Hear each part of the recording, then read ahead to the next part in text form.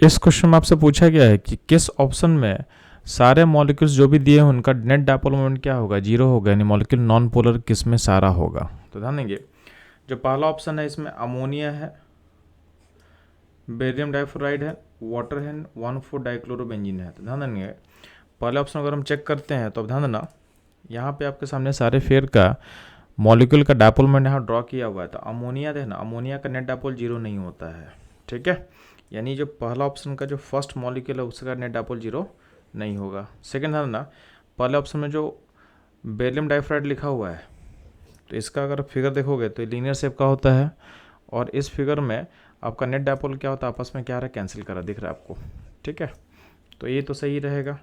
Water जो है, water, तो वाटर का अगर आप डायपोल्स को देखोगे तो वाटर का डायपोल भी नेट क्या होता है, कैंसिल नहीं करता है। तो एच का डायपोल अपवर्ड होगा जो कि ओ के लोन पे के साथ मैच करेगा, तो नेट डायपोल कहीं ऊपर के साइड में इस तरीके का होगा, ठीक है, तो ये भी नेट डायपोल क्या होगा, कैंसिल, इसमें भी नहीं करने वाला है।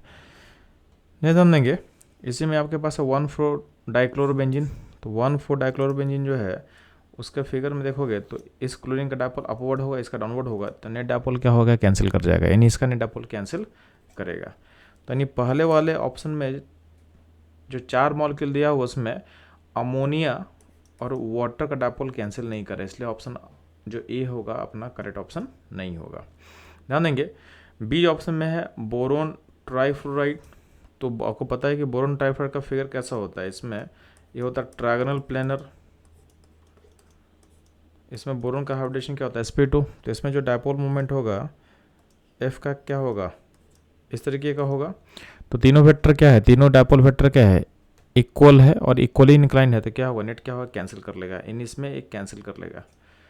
एच एफ, तो एच एफ देखो, एच एफ का डायपोल कैंसिल नहीं करेगा, ठीक है, तो लोन पे का डायपोल्स होगा और एच का डायपोल्स में कहीं ना कहीं एडअप होते जा रहा है, तो नेट डायपोल इसमें कैंसिल नहीं करेगा। CO2, CO2 में था कार्बन जो है लीनियर शेप का होता है, तो इसमें एक डायपोल इधर होगा, एक डायपोल उसका जस्ट अपोजिट होगा, तो इसमें क्या होगा, कैंसिल कर लेगा, ठीक। अगला इसमें है आपके पास 1,3 डाइक्लोरोबेंजीन। तो इसमें भी क्या होता है, 1,3 डाइक्लोरोबेंजीन में ध्यान देंगे आप, तो क्लोरीन का जो डायपोल होगा इसमें कैंसिल नहीं करेगा क्योंकि ये अपोजिट में नहीं है। तो बी ऑप्शन में HF का डायपोल कैंसिल नहीं होगा, यानी इसका डायपोल नेट जीरो नहीं होगा, और आपके 1,3 डाइक्लोरोबेंजीन का नहीं होगा, इसलिए ऑप्शन बी भी क्या होगा, इनकरेक्ट होगा हमारे लिए, ठीक है। ऑप्शन सी देखते हैं, तो यहाँ पे नाइट्रोजन ट्राइफ्लोराइड है, तो यानी आपके पास NF3 है, तो इसमें दिक्कत क्या होता है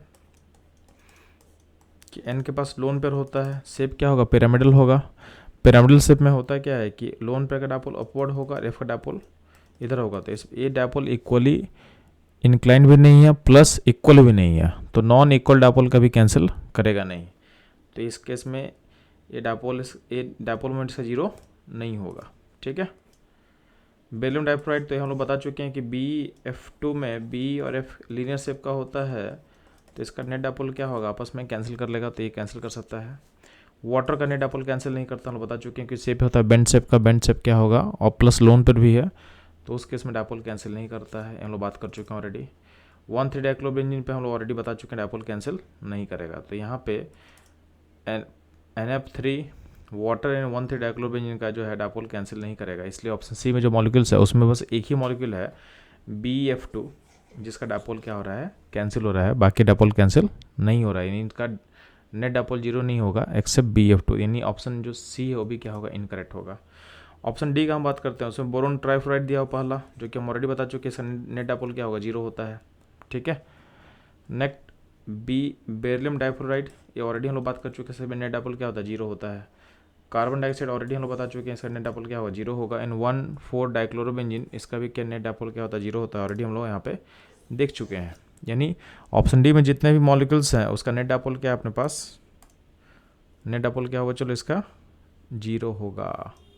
तो इस क्वेश्चन का जो डिमांड था कि किस में सारे मॉलिक्यूल का नेट डायपोल जीरो होगा, जीरो डायपोल मोमेंट किस में होने वाला है, तो ऑप्शन डी में जितने मॉलिक्यूल्स हैं उसका नेट डायपोल क्या होने वाला, जीरो होने वाला है। इसका मतलब इस क्वेश्चन का जो करेक्ट आंसर होगा ये होगा ऑप्शन डी।